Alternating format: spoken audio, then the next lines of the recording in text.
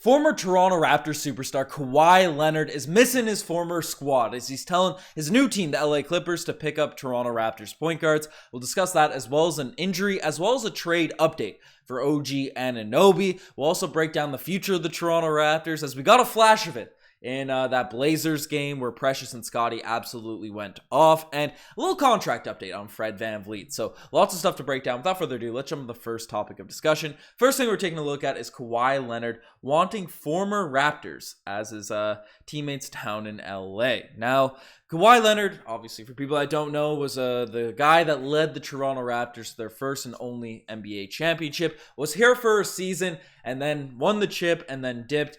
And it's not for, a lack of success, definitely, on the Toronto Raptors. It seemed like he loved the city, seemed like he braced his teammates and stuff, but he just wanted to be home. He wanted to play down in LA, be closer to his family, so you can't blame him for leaving, but it does suck as a Toronto Raptors fan to see what an amazing team, what amazing group of guys we had together playing in Canada, playing for Toronto, and then to only have it going for just 1 year. But Kawhi Leonard, while he made his way to LA, and while we've also been memeing the heck out of the LA Clippers specifically about trying to recreate that 29 Raptors squad, as they have Kawhi, obviously Norman Powell, Serge Ibaka was there for a little bit. They're always in rumors trying to acquire Pascal and Lowry over the past couple seasons, but it seems like Kawhi Leonard also misses that 2019 championship squad, given this quote as basically, Kawhi Leonard has made it clear to the Clippers front office that he would welcome a point guard addition. And it's no surprise that two of his former teammates on his championship Raptors team, Lowry and VanVleet, are on their short list of targets. Now, this is something we talked about a few days ago, regarding the LA Clippers trying to pick up VanVleet and Kyle Lowry. But the fact that Kawhi Leonard wants that upgrade at the point guard position, the fact that these two guys are named as the front runners in terms of who the LA Clippers are really making a push to acquire, indicates that Kawhi is putting in a good word for his former teammates and probably is missing having two amazing guards in the backcourt that can really, get your game going, especially Kyle Lowry facilitating for Kawhi, putting him in the right positions. VanVleet who can knock down some three-point shots and also facilitate himself. Kawhi's missing that, having currently an older, not super washed John Wall, but washed compared to his prime. Reggie Jackson, who's been up and down this season, right? Having Kyle Lowry and Fred be back down there. He wants his boys, his championship teammates back in LA, which, on one hand, I think it'd be cool to see just more and more championship guys back together. But the other hand, I'd be sick to my stomach to see either Fred or Kyle Lowry wearing that white, blue, and red jersey down there with the LA Clippers. And as fun as it would be to relive those championship teams, I still wouldn't want it to happen. But let me know in the comments what you guys think about the potential re-team up of our team down with the LA Clippers.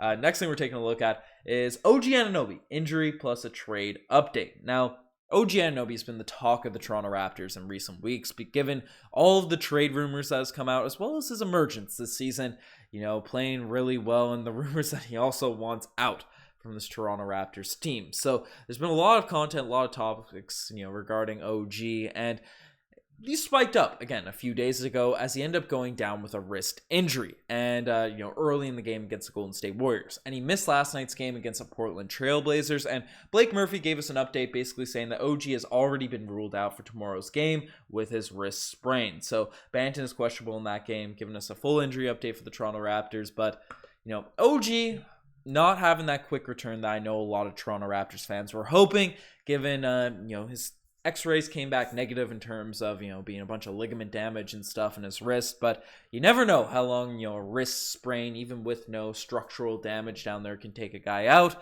And the first part is you don't want to see any of your players injured, right? OG is still a fan favorite, even with all the rumors going around. He's such an integral piece to what the Toronto Raptors are doing this season, win or lose, right? Where our defense is 1,000 times better with him on the court, right? It sucks to see him injured. We want him to recover quickly. But also, with all the trade rumors and trade talks right now, that could throw a wrench in terms of what Masai Ujiri could do, because OG Anunoby, really, if we're trying to retool, have a serious retool on this team, OG is our key piece to potentially make a move on. And basically, Rick Bucher came out, had a lot to say, an FS1 a guy, a pundit on FS1, insider, all that sort of stuff, had a lot to say about OG in the past couple days, basically saying that he talked to an Eastern Conference GM, saying a versatile young player in his prime, 1000%, he would be the best available player at the deadline. Now, anonymous Eastern Conference GM, could it be Masai Ujiri? Who really knows? But they're saying out here that these GMs, that OG Anunoby is the best available asset out there in the trade market. That means, given the league's sort of parity right now, the number of teams that think they're one piece away from competing to being in championship contention, and OG being a significant enough piece to convince a team that they should give up a lot of assets to sort of win now, right? That gives Masai Ujiri a lot of leverage, right, going into this year's trade deadline. So it sucks if he's sort of injured, and that could hamper that value where OG is at peak trade value if the Raptors are trying to retool, and just sucks in general on that front. But the thing that sucks even more, and this is also coming from Rick Bucher of FS1, basically saying that league sources say that OG Anunoby isn't happy in Toronto, according to Rick Bucher. Now, we had that big report come out from his name is slipping my mind right now, the Bulldogger, the former Sportsnet radio host, should be remembering this. It's late at night. I gotta get my brain straight. But the rumors that OG Anunoby was wanting out, it's a little quiet discussions as personal insiders wanted that out. But now we're getting another analyst coming out and saying that OG Anunoby wants out. So we're getting it from multiple sources at this point. Still, I'm reluctant to believe it because we had all these rumors and stuff this summer, and then it seemed all good. Scottie was roasting people, saying it on Instagram over the summer. But again, where there's smoke, where there's fire, and there's usually fire. Sometimes there can be smoke for whatever reasons going on. And the homer in me wants to believe, the diehard OG fan I am wants to believe he wants to stay in Toronto. But the fact two insiders have now come out and said it, my reports, we haven't heard it officially from Woj. Doesn't seem like there's been an official trade request, but with the rumors that he wasn't happy with his role, the Reddit detectives finding a bunch of history with this in the past of the Toronto Raptors, it's looking more and more true that OG could be traded ahead of this year's trade deadline, and he might want his way out. So let me know what you guys think about this whole OG Anunoby situation. It's got me flustered on this video, so I don't know. I want to know what you guys think in the comment section below. But that's if you're, with OG out in the game tomorrow night,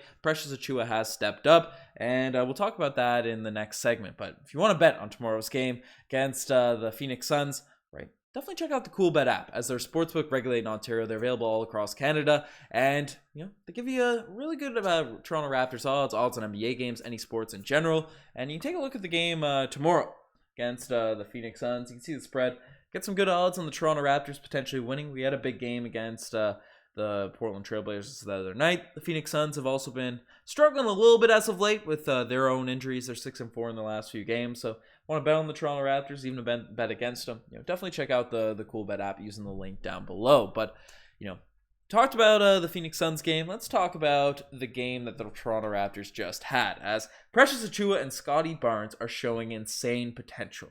In these Western Conference road trips, I haven't been able to get the post-game reactions out. And if you can't tell, my brain I'm tired lately, and I'm not even able to stay up for these Toronto Raptors late night games and stuff. But, the Toronto Raptors have been showing out on this road trip. They had a tight one against Golden State, but they actually got wins against the Portland Trailblazers and Sacramento Kings, making them 2-1 on this big road trip that Adrian Wojnarowski said the entire league is watching. And quickly run through the box score because, I'll talk about our guys. Fred VanVleet didn't have a big one, didn't score for most of this game. Got a lot of his points came in the fourth. Gary Trent Jr. 19 points, generally solid Gary Trent Jr. game. Got some production off the bench with Boucher, Thaddeus Young, Juancho Hernan-Gomez. Even had a Ron Harper Jr. and Koloko and Jeff Doughton Jr. sighting down there in garbage time. But the two guys that I really want to stay focused on, also Pascal. Again, not the most efficient of games. He was okay. 9-17 is good. 1 of 2. I read that stat line wrong, but 24 points, 4 assists, 3 rebounds. Solid game for Pascal Siakam. But the two guys that really deserve praise in this one is Precious Achiuwa. Precious Achiuwa coming out and watching the highlights of this game. The propaganda is back in full force, and a lot of Raptors fans are out here saying, maybe they're comfortable getting rid of an OG, getting rid of a Gary Trent Jr. if it means Precious Achiuwa is a full-time starter, because as of late, man, this guy has been absolutely remarkable. His chemistry with Scottie Barnes has been immaculate, has been elite. He's driving the lanes, he's making people bounce off him when he's making those drives. And again, looking at the box score numbers from last night, 27 points, 13 rebounds, 2 steals, 1 block, knocked down a 3, 11 of 16 from the field. And just, in that starting lineup, playing that center position, obviously he's a bit undersized for that center spot, but just a dude that's extremely mobile. Our defense looks remarkable with him back in the lineup there as well. Just a guy that I'm really happy shook off the poor start to the season, was able to bounce back from the long injury he sustained. And Precious Achiuwa is healthy this entire season. We're probably looking at a very different Toronto Raptors team, at least record-wise, and at this point in the year. But he was great. But the Scottie Barnes Award is going to the guy that has been really remarkable over the past month.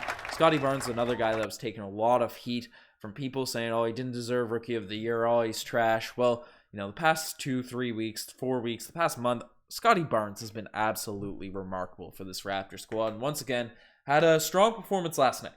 Right, 7 of 12 from the field, 18 points, 7 assists, 10 rebounds, filling up the stat sheet. Being aggressive on his drives. Again, didn't catch the full game, caught the highlights, but the things Scottie Barnes is doing out there, facilitating, driving the lanes, it's a great sight to see. And Scottie and Precious, regardless of what happens at this year's trade deadline, I don't imagine either of them are going to get dealt. But regardless of what happens, I'm very happy with our future being in the hands of Scottie and Precious being there, even though he's inconsistent. But the flashes he's shown, I'm happy with this Toronto Raptors group. I'm excited to see what we do going forward. But the final thing we're taking a look at is a Fred VanVleet contract update. Now, Rick Bucher also had a lot to say about just the Toronto Raptors in general. Basically came out and validated another report that came out recently saying that Fred VanVleet wants a deal comparable to the 4-year, $130 million contract that Tyler Hero signed with the Miami Heat. So that's going to be a big contract that Fred VanVleet would be offered, right? Depending on how many years that is, $130 million.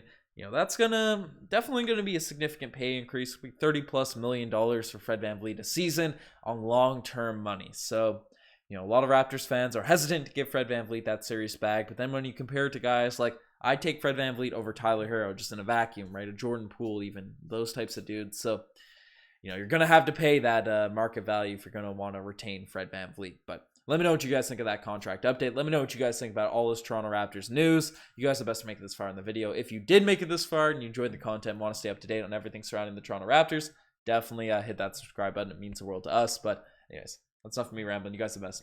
Signing out.